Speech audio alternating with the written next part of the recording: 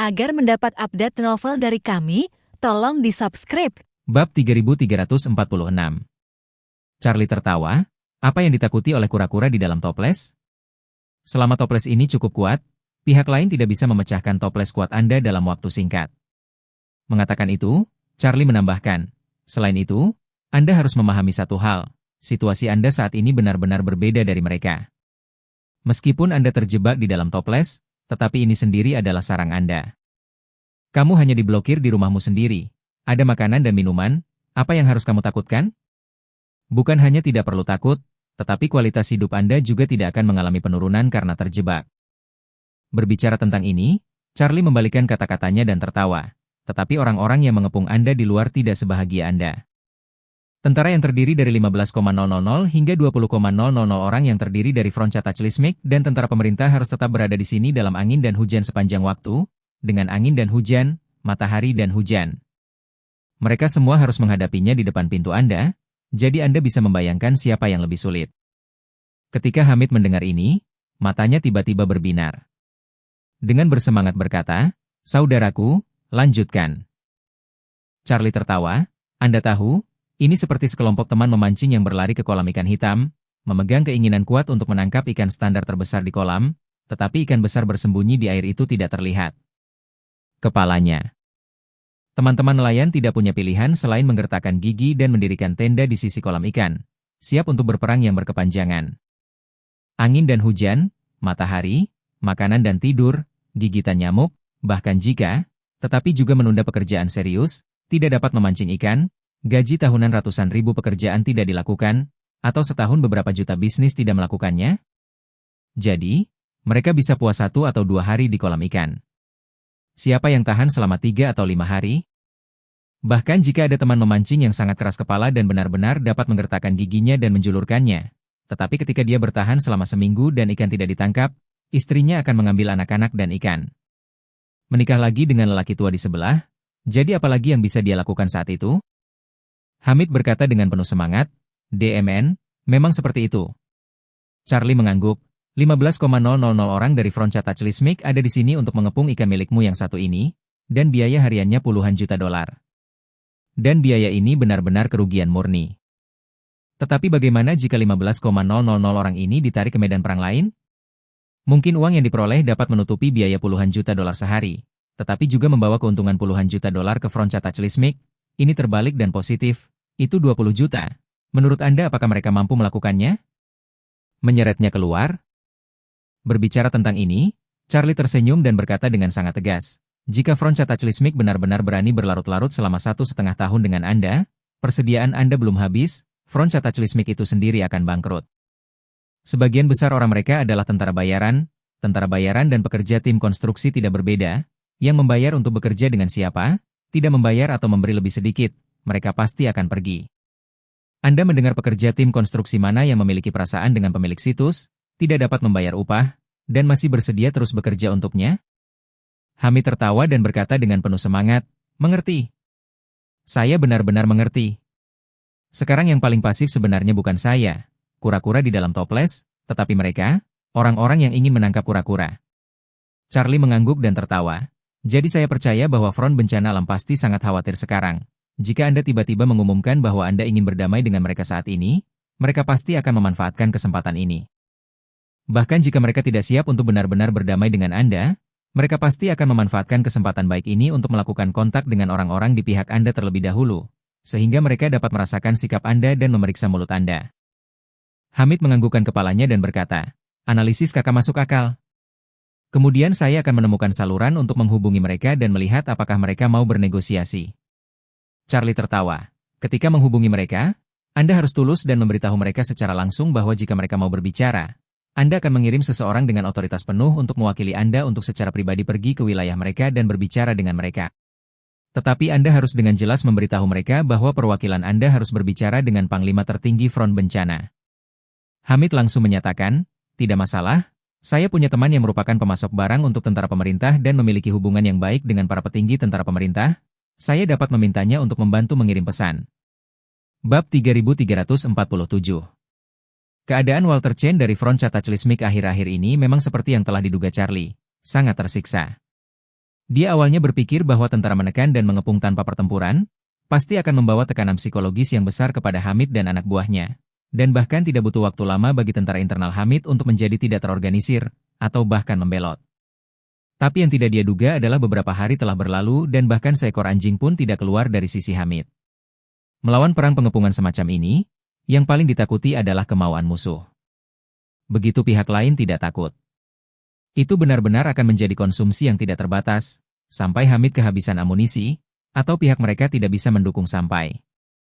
Dan hari-hari ini, defisit keuangannya sangat tinggi. Ajudannya mendekatinya dan melaporkan kepadanya dengan cemas, "Komandan, 15,000 orang kami, gaji dan pengeluaran harian mereka setidaknya 30-40 juta dolar, pada tingkat ini. Uang kita tidak akan bertahan lama." 4 komandan pertempuran Front Cataclysmic, semua mengadopsi mekanisme akuntansi independen, yang setara dengan masing-masing dari 4 orang ini membuka cabang independen untuk aspek keuangan untuk mencapai swasembada, tetapi juga untuk memastikan keuntungan. Jika ada defisit, itu hanya bisa diselesaikan secara internal. Walter mendengar data ini, ekspresi seluruh orang lebih sulit daripada ayah yang sudah meninggal. Dia mengertakkan gigi dan berkata, "Pasti tidak bisa terus seperti ini. Berikan perintahku, mulai hari ini dan seterusnya. Selama tidak ada perang, gaji semua orang akan berkurang setengahnya." Ketika ajudan mendengar ini, dia berkata dengan gugup, "Komandan, semua orang banyak mengeluh akhir-akhir ini. Jika Anda memotong setengah dari gaji mereka lagi, saya khawatir mereka akan protes secara massal." Walter bertanya dengan putus asa, "Orang-orang ini tinggal di barat sepanjang hari dan tidak melakukan apa-apa. Mereka tidak harus berjuang, mereka tidak harus mengambil risiko, dan mereka dibayar apa adanya. Apa yang harus mereka keluhkan?" Ajudan berkata dengan canggung, "Ada banyak emosi negatif dalam 2 hari terakhir. Di satu sisi, orang-orang sangat tidak puas dengan makanan saat ini. Di sisi lain, ini adalah masalah kondisi akomodasi. Kemarin mereka bahkan mengirim beberapa perwakilan untuk datang dan banyak mengeluh kepada saya, dan ingin saya menemukan Anda untuk menyelesaikan masalah." Walter berkata dengan wajah hitam, "Jelaskan padaku dengan jelas satu persatu, apa sebenarnya yang tidak mereka puaskan." Ajudan sibuk berkata, "Kalau begitu saya akan membicarakannya satu persatu. Pertama-tama, masalah makanan, sekarang kecuali perwira menengah dan senior. Semua orang memiliki standar makanan yang sama dengan tentara pemerintah setempat. Bahkan pemasoknya sama, makanan lokal tidak sesuai dengan kebiasaan prajurit kita. Prajurit kami sangat memperhatikan kebugaran fisik, jadi kebiasaan makan yang biasa adalah sedikit lebih Amerika Barat, makan banyak daging sapi, sayuran, susu, dan bahkan selai kacang dan es krim setiap hari." Kata ajudan dan melanjutkan, "Untuk masalah akomodasi, yang utama adalah orang-orang benar-benar tidak terlalu puas dengan tenda-tenda berbaris saat ini. Tenda-tenda semua dirakit oleh pasukan pemerintah di mana-mana. Kebanyakan dari mereka telah duduk di gudang untuk waktu yang lama, dan kebocoran adalah kejadian umum. Sekarang kebetulan sedang musim hujan, jadi di dalam tenda sangat lembab, dan perasaan hidup terlalu buruk. Selain itu, masalah pasokan listrik tidak dapat dijamin sama sekali sekarang, dan hanya beberapa genset yang tersedia tidak dapat memenuhi penggunaan umum lebih dari 30,000 tentara dari kedua belah pihak. Jadi sekarang kita hanya bisa menggunakan catu daya yang berputar, dan rata-rata setiap prajurit dapat menggunakan listrik rata-rata tidak lebih dari 4 jam per hari.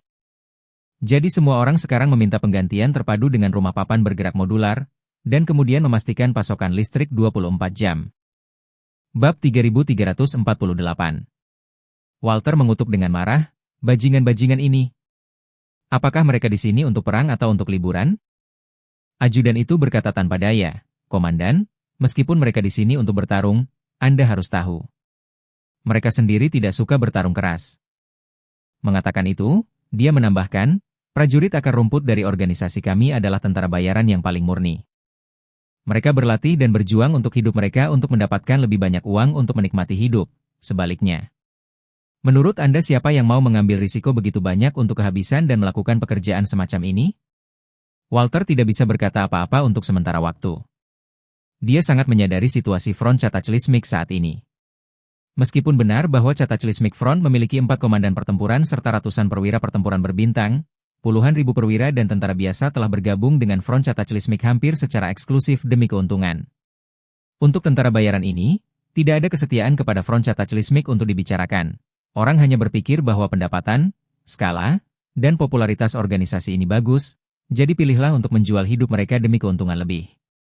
Oleh karena itu, Kelompok orang ini tidak akan menanggung penghinaan dan terus maju untuk masa depan front Cataclysmic. Yang mereka pedulikan hanyalah diri mereka sendiri. Pada saat ini, ajudannya menambahkan, selain bagian akomodasi, sebenarnya, itu juga bisa dimengerti. Anda memikirkannya. Kami tidak tahu berapa lama pengepungan ini akan berlangsung, 3 atau 5 hari, atau 10 hari setengah bulan. Kita harus bisa menerima, mengatupkan gigi di tenda untuk bertahan hidup, meskipun masalah pasokan listrik tidak dapat diselesaikan. Tetapi jika hari ini akan berlanjut selama 2 atau 3 bulan atau bahkan lebih lama, maka semua orang tentu tidak rela tinggal di tenda selama berbulan-bulan ini. Berbicara tentang ini, ajudan mengingatkan, Panglima, musim panas di Suriah akan segera tiba, ketika suhu siang hari dengan mudah 37 atau bahkan 40 derajat, semua orang yang tinggal di tenda tidak akan bisa menahan sama sekali. Kata-kata ajudan membuat Walter merasa sangat tertekan. Kesulitan memecahkan masalah makanan tidak terlalu besar. Dia dapat membeli makanan dari Israel, apakah itu steak atau sayuran dan susu. Israel dapat menjadi pasokan yang stabil, hanya masalah menghabiskan $1 juta lebih sehari. Namun, rumah mobil modular benar-benar bukan solusi yang baik. Rumah papan aktivitas modular, dan situs domestik dengan jenis rumah papan aktivitas meskipun sifatnya sama, tetapi bukan apa-apa, tidak hanya proses konstruksi yang lebih kompleks, mendukung lebih banyak fitur, dan biaya produksi adalah pertumbuhan geometris. Jika Anda ingin 15,000 orang tinggal di rumah seperti ini, dan pasokan listrik yang stabil, biayanya setidaknya harus puluhan juta dolar. Memikirkan hal ini, Walter sangat tidak berdaya sehingga dia hanya bisa memberitahu ajudannya. Kembalilah dan beritahu mereka untuk bersabar. Setelah 5 April, mungkin Panglima tertinggi secara pribadi akan datang ke Suriah untuk menyelesaikan masalah ini. Dalam hal ini, semua orang akan hanya perlu bertahan selama seminggu atau lebih. Walter permisi menggunakan nama Joseph, semacam menunda permintaan geng untuk sementara, tetapi dia telah tercabik-cabik tentang hal ini. Baginya, dia tidak ingin masalah ini diselesaikan oleh Yusuf pada akhirnya, karena itu berarti dia telah gagal total di Suriah. Oleh karena itu, ia masih berharap dalam hatinya bahwa ia dapat menemukan cara untuk menyelesaikan masalah secara pribadi. Dengan cara ini, dia juga bisa mempertahankan posisinya sebagai komandan pertempuran. Ketika ajudan mendengar ini, dia tidak bisa tidak berkata dengan khawatir, "Komandan, apakah masalah ini harus diselesaikan oleh Panglima tertinggi sendiri? Kalau begitu, itu benar-benar sedikit tidak menguntungkan bagi kita." Walter berkata dengan kesal, "Jika kita tidak memiliki solusi yang baik untuk Hamid, maka bahkan jika saya tidak ingin dia datang, dia tidak akan peduli dengan saya." Tepat ketika dia selesai berbicara, komandan tentara pemerintah buru-buru masuk dan berkata tiba-tiba, "Chen, Hamid menyeret seseorang untuk membawakan saya pesan, dia ingin memulai pembicaraan damai." Bab 3349. Pembicaraan damai? Setelah mendengar inisiatif Hamid untuk melakukan pembicaraan damai, Walter segera berkata dengan marah, "Bajingan ini membunuh lebih dari 2.000 tentara front bencanaku, menyebabkan kita kehilangan muka di bidang tentara bayaran internasional. Sekarang dia masih ingin melakukan pembicaraan damai dengan saya. Saya katakan, ini sama sekali tidak mungkin. Kami, front bencana, tidak akan setuju." Komandan tentara pemerintah bertanya secara retoris, tidak mau berdamai dan tidak mau menyerang. "Apakah Anda akan terus menghabiskan begitu banyak waktu?" Walter berkata dengan suara dingin, "Soal tidak ada pembicaraan damai, apakah kita tidak mencapai konsensus beberapa hari yang lalu?" Saat itu, kami semua sangat bersatu dalam pendapat kami bahwa kami ingin menghancurkan pasukan Hamid sepenuhnya. Apakah Anda berubah pikiran sekarang setelah hanya beberapa hari? Sisi lain berbicara, situasi di medan perang terus berubah, dan alasan kami mengatakan kami tidak mau berdamai pada awalnya. Itu karena kami merasa Hamid pasti akan melawan sampai akhir dan tidak akan bisa berdamai dengan kami. Tapi sekarang bukankah dia sudah menunjukkan niatnya dalam hal ini? Lalu mengapa kita tidak mengambil kesempatan ini untuk berbicara baik dengannya? Walter berkata dengan suara tegas, "Kami, front bencana, tidak punya apa-apa untuk dibicarakan dengannya. Bahkan jika kalian ingin berdamai dengannya, kami tidak akan mengubah niat awal kami dan pasti akan mencabik-cabik Hamid dan semua anak buahnya." Sisi lain mengerutkan kening. "Dibuka, jika keinginan Anda untuk menghabisi Hamid begitu kuat, maka saya sarankan Anda bergegas dan memberinya pertarungan yang menyakitkan, jangan terus menghabiskan waktu di sini. Bahkan jika Anda bisa menerimanya, saya hampir tidak tahan." Setelah mengatakan itu, dia berkata dengan sedikit tidak sabar, "Bagaimana dengan ini? Mari kita tarik pasukan kita dulu, dan front bencana, terus mengepung Hamid di sini." Walter mengerutkan alisnya dan mengutuk, "Apakah kamu bercanda? Kami datang untuk membantu Anda berperang, Dan Anda ingin menarik pasukan Anda? Atau apa? Sisi lain bertanya kepadanya secara retoris, apakah Anda ingin saya menghabiskan 1 tahun di sini bersama Anda? Apakah Anda pikir kami hanya memiliki satu lawan di negara ini, Hamid? Kami memiliki lebih banyak lagi seperti Hamid, musuh menunggu kami untuk dibersihkan, kami tidak memiliki energi untuk menghabiskan waktu dengan satu orang di sini.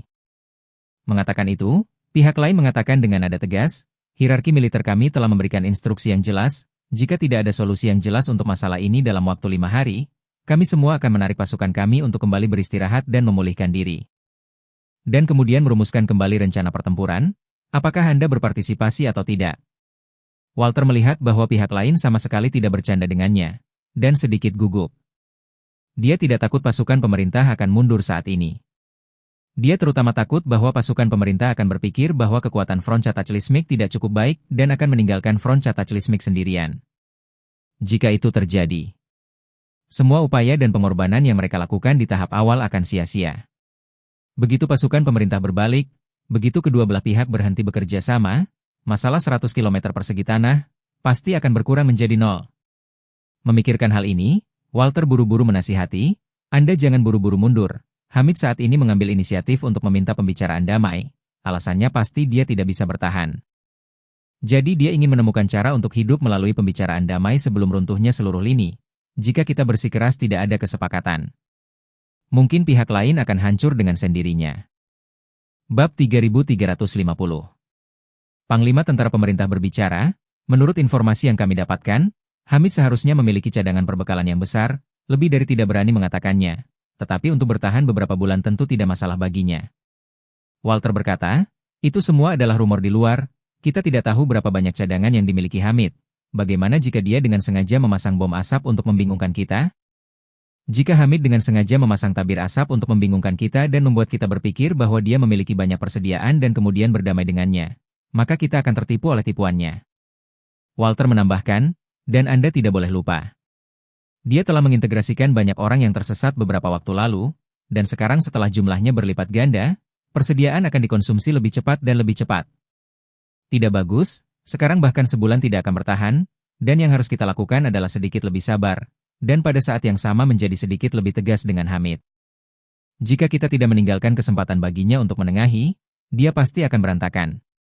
Pihak lain menggelengkan kepalanya dan berkata, atasan saya telah menyetujui pembicaraan damai, dan sejauh menyangkut atasan saya, selama Hamid bersedia untuk secara terbuka menyerahkan dan melucuti semua tentaranya dan membubarkan mereka di tempat, kami tidak bisa lagi meminta pertanggungjawabannya secara hukum, dan bahkan jika dia bersedia, kami bersedia untuk mengintegrasikannya ke dalam tentara pemerintah dan membiarkan dia memegang posisi resmi. Apa?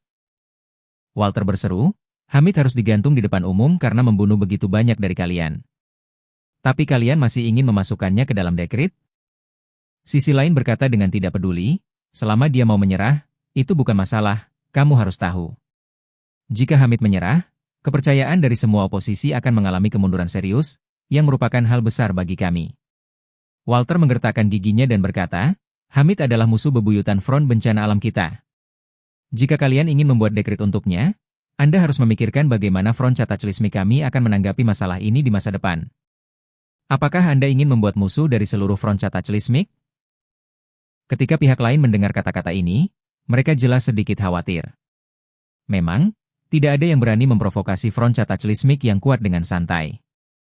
Walter melihat bahwa pihak lain agak ragu-ragu, jadi dia berkata sementara setrika panas, mengesampingkan sikap atasan Anda dan saya harus memiliki sikap yang sama terhadap Hamid.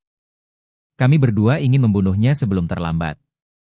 Jadi soal ini Anda tidak begitu ingin menyetujui Hamid. Menurut saya, sebaiknya Anda menolaknya dengan tegas terlebih dahulu, sehingga dapat memberikan lebih banyak tekanan psikologis. Bisa menolaknya, kamu juga tidak rugi apa-apa, dan dia tidak mungkin kesal karena kamu menolak untuk berdamai dengannya. Setelah itu, kirim pasukan untuk menyerang kami.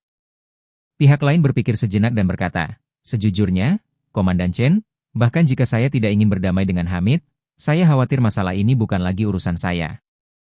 Walter segera berkata, tidak ada gunanya bahkan jika Anda tidak bisa. Jangan lupa bahwa Anda sendiri yang dapat memutuskan apakah akan bernegosiasi atau tidak. Bahkan jika Anda setuju untuk bernegosiasi dengannya dan mencapai penyelesaian dengannya, kami tidak akan setuju. Jika Hamid dan anak buahnya berani keluar, kami akan melawan mereka sampai mati. Sisi lain tiba-tiba menjadi malu.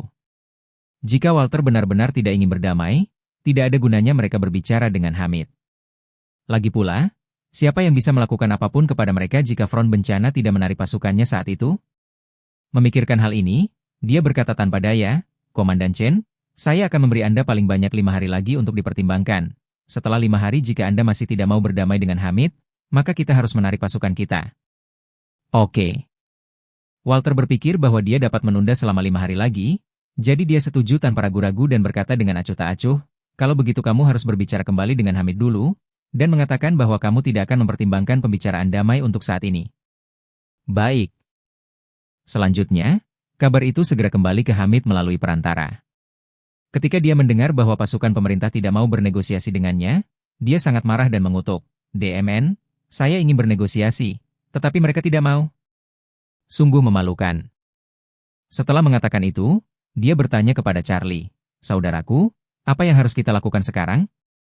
Tunggu sampai mereka berubah pikiran? Charlie mengerutkan kening dan menggelengkan kepalanya, aku sedang terburu-buru untuk kembali dan memiliki sesuatu untuk dilakukan, aku tidak sabar. Setelah mengatakan itu, dia menambahkan, mereka tidak mau berdamai, jadi saya pikir mereka seharusnya tidak cukup tahu tentang kekuatan Anda. Ya? Hamid berkata dengan suara dingin, mereka pasti mengira aku adalah roti yang empuk. Charlie mendengus dan berkata, dengan cara ini, Anda segera mengambil gambar dari semua cadangan Anda, mengirim mereka foto, kemudian memberitahu mereka bahwa ini hanyalah puncak gunung es dari semua cadangan strategis Anda, dan akhirnya memberi mereka kesempatan untuk berdamai. Pembicaraan, saya tidak percaya mereka tidak akan setuju kali ini.